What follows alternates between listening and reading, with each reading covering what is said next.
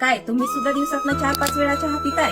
मग हा व्हिडिओ शेवटपर्यंत नक्की पहा. नमस्कार, मी नंदिनी डाके, हेल्थ कोच. 100 दिवस आरोग्याचे या सिरीज मध्ये आज आपला दिवस 8वा आणि आजचा आपला विषय आहे चहा पिल्याने काय होतं. अनेक जण कामाचा थकवा घालवण्यासाठी किंवा सवय आहे म्हणून वारंवार चहा पितात, परंतु हा चहा तुमच्या ऍसिडिटीचं, अन्नपचन न होणे आणि वजन वाढीचं कारण ठरू शकतो. साखर आणि दूध असलेला चहा रिकाम्या पोटी आणि वारंवार घेतल्यामुळे शरीरातील इन्शुलिनची आणि फॅटची पातळी वाढते, त्यामुळे आपोआपच आपलं वजन वाढतं. चहामुळे भूक मंदावते. चहामध्ये कॅफीन असतं, त्यामुळे झोपेचा बिघाड होतो, हृदयाचे ठोके वाढतात आणि बीपी वाढण्याची शक्यता असते. थोडक्यात सांगायचं तर चहा आपल्या आरोग्यासाठी स्लो पॉइझन ठरू शकतो. मग चहाला ऑप्शन काय? तर चहाला ऑप्शन नारळ पाणी, हळदीचे दूध, ग्रीन टी, दालचिनी, आलं, तुळस, पुदिना यांच्या युक्त ग्रीन टी असेल तर तुमच्या शरीरातील उत्साहही वाढतो आणि शरीराची सूजही कमी होते.